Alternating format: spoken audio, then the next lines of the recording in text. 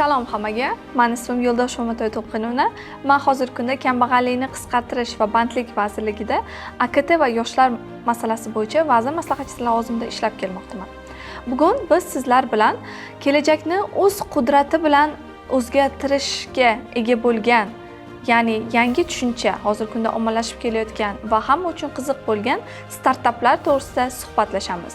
Startap o'zi bu nima? Jamoani qanday yaratish kerak? Startapda biz e'tibor berishimiz kerak bo'lgan tomonlari qanday qilib prezentatsiya qilinadi?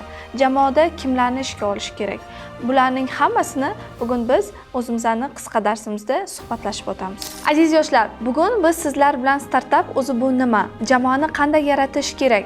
Startapda e'tibor beriladigan tomonlari, startaplar qanday turlarga bo'linadi va shular bo'yicha suhbatlashamiz. Aziz yoshlar, biz startaplar mavzusiga o'tishdan oldin keling biz biznes va startapning farqini o'rganib olamiz.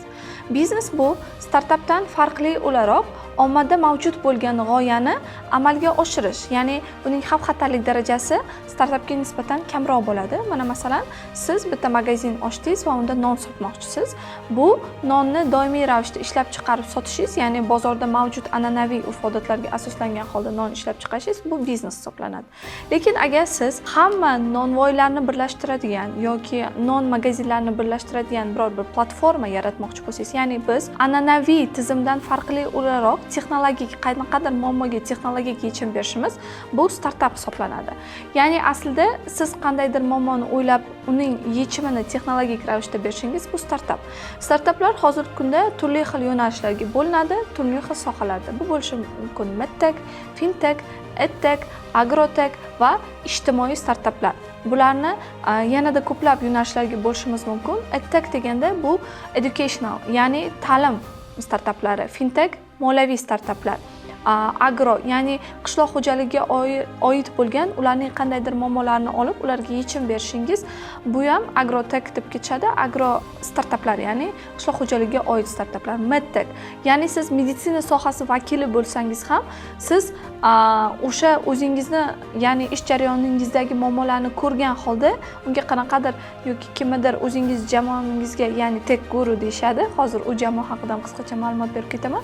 Texnologik insonni olib, bozorda mavjud bo'lgan muammoga yechim berishingiz, ya'ni meditsina sohasida medtech loyihalar hisoblanadi. Ijtimoiy startaplar, ya'ni bunda daromad qilish ikkinchi o'ringa tushadi, chunki ya'ni bunda prioritetda daromad qilishingiz emas, ya'ni o'zimizni umuman O'zbekiston yoki butun dunyo sharoitida qanaqadir ijtimoiy muammoni olib chiqib, unga yechim berishingiz bu ijtimoiy startaplar hisoblanadi va bunda asosiy maqsad daromad qilish emas, ya'ni aholiga yordam berish ustuvor vazifalardan hisoblanadi.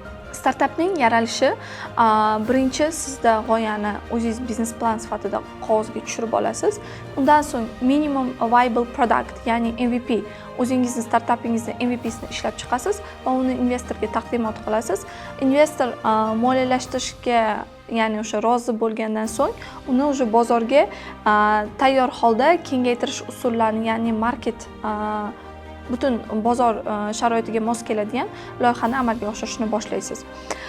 Investorlar haqida ham qisqacha gapiradigan bo'lsak, investorlar har xil bo'lishi mumkin. Bu sizni ota-onangiz, do'stingiz, qarindoshlaringiz va shuningdek angel investorlar deb ketamiz. Angel investorlar juda katta summada sizga moliyalashtirish berishmaydi, lekin sizni g'oyangiz bo'lgan taqdirda ham ular hech qanaqa investorlar o'zi aslida sizni g'oyangizga pul tikishayotganda ular qandaydir foizga kirishadi. Aslida investorlar sizni g'oyangizni moliyalashtirishmoqchi bo'lganda, undan sizlar tomoningizdan qandaydir foiz ajratilishi kerak bo'ladi. Angel investorlarda bu narsa farqli o'laroq, ular shunchaki sizga kichkina, ya'ni mablag'da, summada sizga pul ajratib, g'oyangizni moliyalashtirishadi, lekin undan hech qanday qaytim, ya'ni hech qanaqa foiz kutishmaydi.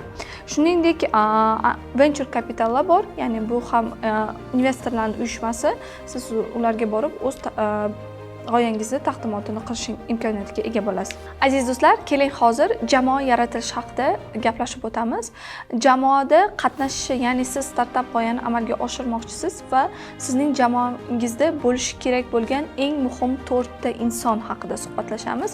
Ya'ni bularning sizning startapingizdagi rollari haqida. Ulardan biri visionary founder, CEO deb ketamiz, ya'ni g'oyani ko'radigan va boshqaradigan odam. Nimani hal qilamiz, ya'ni degan savolga ko'proq javob beradi. Tech guru, CTO yoki dasturchi sifatida tilga olinadi, ya'ni sizni texnologik yechimingizga juda ham muhim, kerak bo'lgan va texnar odam deyiladi. Ya'ni siz mobil ilova yaratasizmi yoki veb-sayt yaratasizmi, bu inson kelib sizga qanday texnologik yechimlar bera olish haqida o'z maslahatlarini beradi, balki u o'z jamoangizda o'sha texnologik yechimni o'z qo'llari bilan yaratishi mumkin. Hustler, ya'ni biznes, mijoz, investor, hamkor topadigan odam unda ko'proq prezentatsiya qilish qobiliyati, ya'ni marketing qobiliyati yuqori bo'lishi kerak. O'z g'oyasiga ishontira oladigan odamlar talab qilinadi. Dizayner va product manager, ya'ni bu dizayner va product manager mahsulotni odamlar uchun qulay bo'lishini, ya'ni bozorda masalan sizni g'oyangizga o'xshash g'oya bo'lsa, masalan oddiy Uberni oladigan bo'lsak, Uber ya'ni o'sha AQSh davlatida juda ommabop bo'lsa, bizani hozir foydalanib kelamiz Yandex.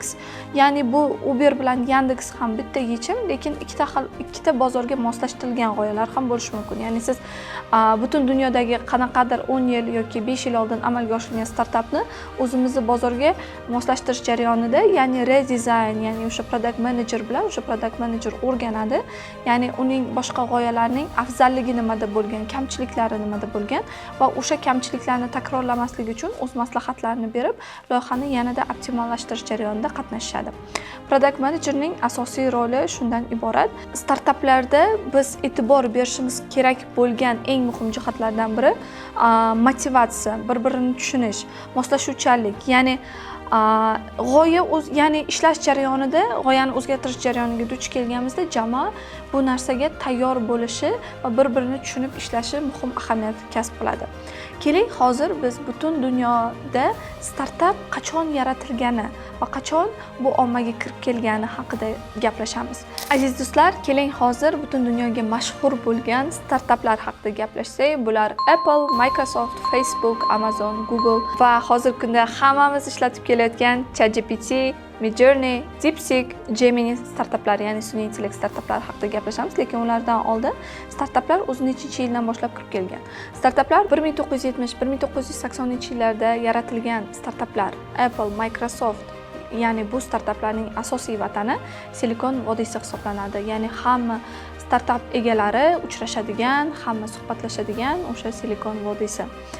1990-yillar eng ko'p yaratilgan internet startaplari bu Amazon va Google hisoblanadi. 2000-yillardan boshlab ijtimoiy tarmoqlar jarayoni boshlanganda, bunda birinchi kirib kelgan ijtimoiy tarmoq bu Facebook. Ya'ni bir studentni g'oyasi, o'zi birinchi universitetdagi talabalar bilan gaplashish uchun yaratilgan startap keyinchalik ommalashib, butun dunyoda mashhur bo'lib, birinchi ijtimoiy tarmoq sifatida kirib keldi. Undan so'ng Instagram va boshqa loyihalar. Bugungi kundagi eng mashhur startaplar, hozirgi kunda biz ko'proq o'zimizni e'tiborimizni qaratayotgan startaplardan biri bu sun'iy intellekt startaplari, ya'ni ChatGPT, Midjourney. Startaplar o'zi qanday qilib kirib keladi, qanday yechim bo'ladi degan, qanday paydo bo'ladi degan savolga javob beradigan bo'lsak, keling, bir misol sifatida Airbnb startapini olaylik va uning yaratilish tarixi qanday bo'lgani haqida. 2007-yilda ikki do'st, Brian Chesky va Joey Geppe San Fransiskoda kvartirada yashashadi va ular ijara to'lashga pul topa olmay qolishadi va shundan so'ng ular o'sha shahardagi San Fransiskodagi butun mehmonxonalardan joy qidirishadi. Afsuski, u paytda bir global konferensiya bo'layotgan hisobiga mehmonxonalarda joy bo'lmaydi va undan so'ng ular 3 ta shishma matras qo'yib Air, Bed and Breakfast, ya'ni havoda yotiladigan nonushta deb sayt ochishadi, ya'ni Airbnbniki. Shunda u saytda ular odamlarga bizda joy bor, siz tunab ketishingiz mumkin, nonushta ham bor deb e'lonlar qo'yishni boshlashadi. Odamlar ishonishmaydi. Begona odam uyiga qanaqa qilib boramiz? U yoqda xavf-xatarlar bor-ku. Investorlar kulishadi. Sen bu sayting hech qanaqa daromad olib kelmaydi. Umuman, ya'ni muvaffaqiyat tarixiga ega emas. Ya'ni bu hech kimni ishontira olmaydi va ishlamaydigan startap deb investorlar kulishadi. kim uyini ijaraga beradi, jinni bo'lishi kerak, bu startap hech qachon yurmaydi degan xulosalarni berishadi. Bu startap qanday qilib o'sadi? Ular mehmonxonalarning xavfsizligini kafolati uchun profil va sharh tizimini yuborishadi. Ya'ni unda ikki tomonlama ya'ni o'sha feedback qoldirish mumkin bo'ladi. Ya'ni отзыв, ya'ni kvartira egasi ham o'sha klientlarga nisbatan, klientlar ham kvartira egasiga nisbatan o'z отзывlarini qo'yib, odamlar ishonchiga kirisha boshlaydi. Professional suratga olish xizmatlarini yollashadi va bu uylarga nisbatan yanada yaxshi ko'rinish berish boshlaydi. 2009-yilda Y Combinator startup akseleratori ularni qo'llab-quvvatlaydi. Airbnb hozirgi kunda 220 dan ortiq mamlakatlarda ishlab kelmoqda. 150 million foydalanuvchiga ega va ularning kompaniyaning daromadi hozirgi kunda 70 milliard dollardan ortiq. Bu hikoya shuni ko'rsatadiki, startap g'oyasi oddiy muammolardan tug'iladi. Masalan, pul yo'q edi, ijara qimmat, lekin ular to'g'ri jamoa, ijodkorlik va qat'iyat bilan butun dunyoga yoyilgan eng mashhur startapni ishga tushirishdi.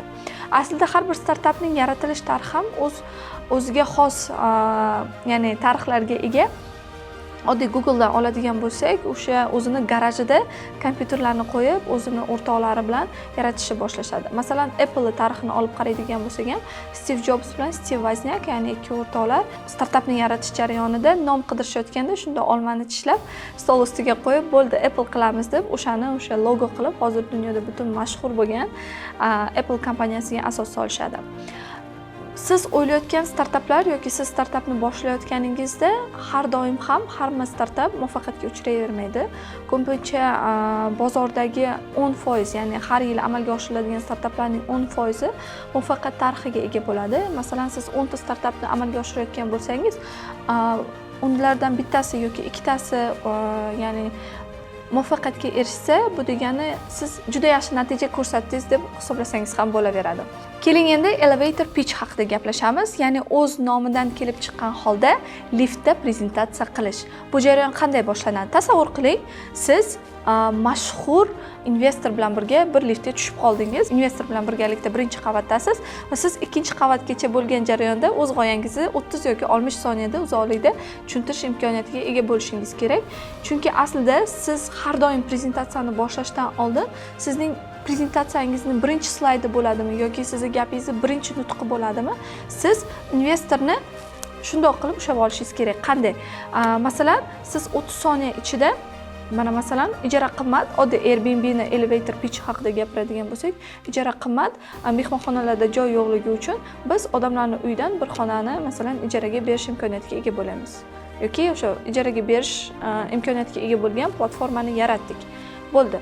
Уже investor sizning g'oyangiz nima haqida ekanligini boshlanadi. Ko'pincha odamlar prezentatsiya qilayotganda o'z muammolari, ya'ni butun dunyodagi ba'zida shunaqa vaqt bo'ladi, sizga investorlar 3 minut yoki uzog'i 5 minutgacha vaqt bergan bo'ladi va siz unda butun prezentatsiyangizni ishlash jarayonini, g'oyangiz qandayligini va nimaga sizni tanlash kerakligini tushuntirishingiz kerak bo'ladi.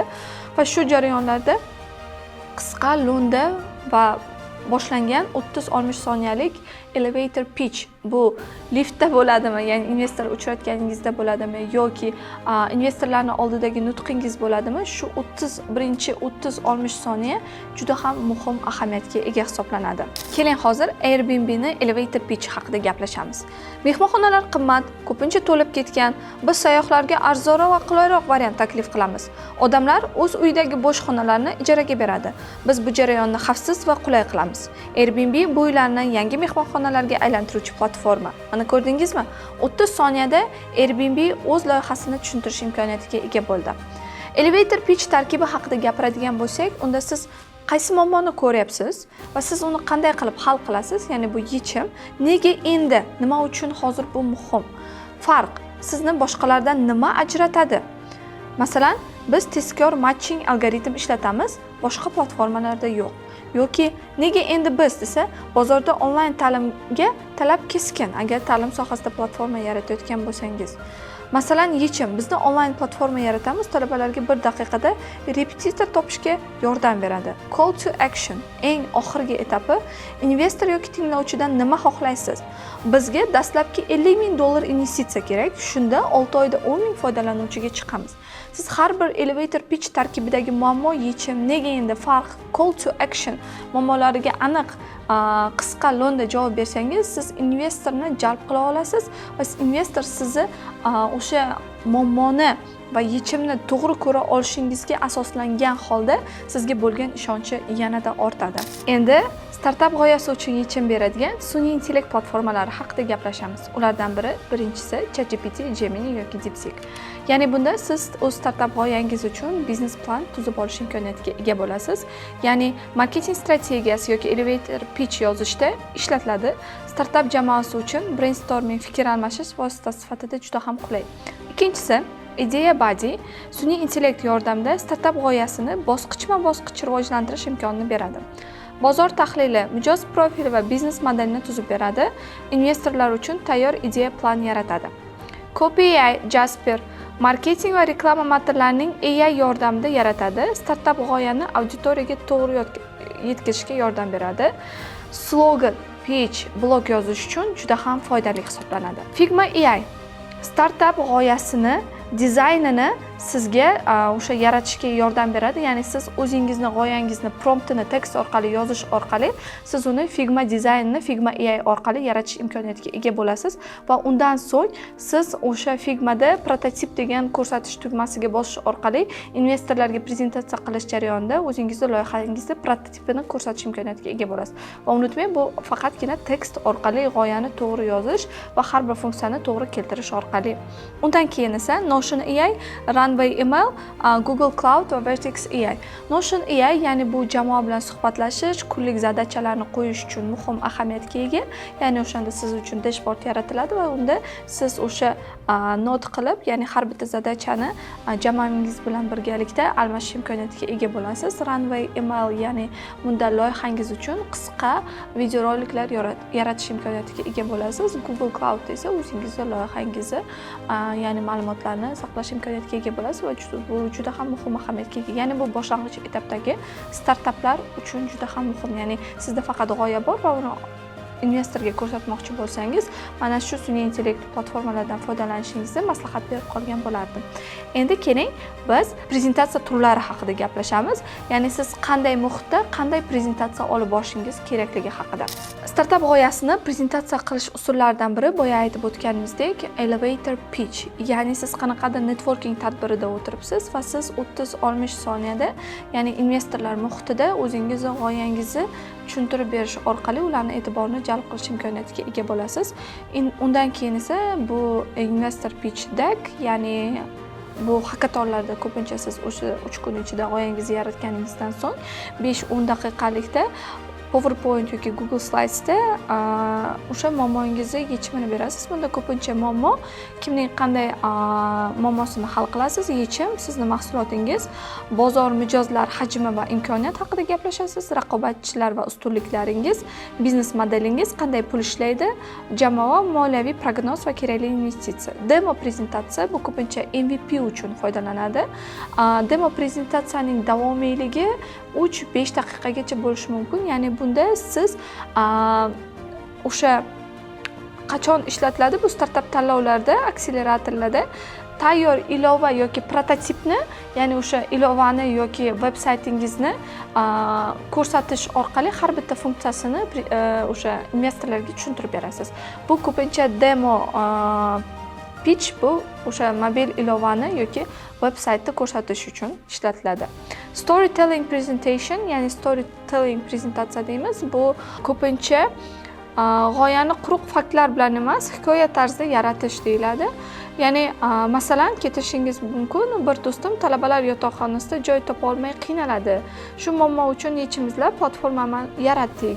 Bu usul investor va mijozlarda hissiy aloqani kuchaytiradi, ya'ni sizga bo'lgan ishonchni orttiradi. One pager, ya'ni bir sahifali taqdimot. Bunda ko'pincha investor va hamkorlar ko'proq hujjatni yoqtirmasa, unda bir sahifalik infografika tarzida taqdimot, ko'proq statistikalar berilgan bo'ladi. Ya'ni siz unda ko'proq moliyaviy prognozlarni, statistikalarni ko'rsatish kerak bo'ladi. One pagerda asosiy ketadigan ma'lumotlar bu yerda statistik ma'lumotlar, moliyaviy ma'lumotlar, ya'ni siz hozir qancha investordan pul kutyapsiz va u keyinchalik qanchalik daromadga olib chiqishi mumkin. Shunday qilib prezentatsiyalar har xil turlarga bo'linadi va sizni prezentatsiya qilish jarayoningiz ham o'sha muhitdan kelib chiqqan holda bo'lishi kerak. Masalan, boya aytib o'tgandek, agar siz networking yoki tadbirda bo'lsangiz, networking tadbirida bo'lsangiz, ya'ni u yerda siz uchun maxsus bir joy, maxsus bir vaqt ajratilmagan bo'lsa, o'sha investor bilan jarayonda uni qiziqishini orttirishingiz uchun elevator pitch usulidan foydalanishingiz kerak yoki hackathonlarda siz o'sha o'zingizda MVP, minimum viable product kengaytirilgan tizimda aytadigan bo'lsak, minimum viable productingizni ko'rsatmoqchi bo'lsangiz, unda demo pitch, ya'ni o'sha ilovani prezentatsiyasini mana bunda bunaqa funksiya bor, bunga buni uladi deb ko'rsatishingiz mumkin. Chunki oddiy qilib oladigan bo'lsak, mana masalan payme kliklarni ham misol qilib oladigan bo'lsak, aslida ishlash, ya'ni tarixi bir xil, hammasi pul ko'chirish uchun, ya'ni o'sha onlayn bank sifatida ishlaydi deb qo'ya qolsak, lekin aslida kimdir paymeni foydalanuvchisi, kimdir klikni foydalanuvchisi, kimdir alif ilovasini foydalanuvchisi, ya'ni aslida g'oya bir xil, lekin foydalanuvchilar auditoriyasi tanlanishiga ko'ra har xil. Nimaga? Mana masalan, birinchi boshida klik kirib kelgan bo'lsa, klik o'sha o'zimizning telefondan nomer orqali pul ko'chirish yoki kommunalkalarni to'lash imkoniyati yaratilgan bo'lsa, keyinchalik payme boshqa ya'ni takliflarni berdi. Undan so'ng Alif, Uzumbank va Ipak Yo'li, hozir har bir bankning o'zining mobil pul ko'chirish xizmati mavjud va shundan kelib chiqib, masalan, bir xil g'oyani ko'pincha solishtirish masalasida, ya'ni investorlarga prezentatsiya qilayotgan paytda siz boshqa loyihalarga nisbatan afzalliklaringiz va qanday imkoniyatlarni taqdim qilishingiz bu ko'pincha o'sha MVPni prezentatsiyasi, demo pitchda muhim ahamiyat kasb etadi. Startup bu biznes emas. Bu sizning kichik orzu va g'oyalaringizdan kelajakni qurish yo'lidir. Muhimi, boshlashdan qo'rqmaslik va ishonch bilan birinchi qadamni tashlash. Chunki kelajakni aynan siz kabi ijodkor va tashabbuskor yoshlar yaratadi.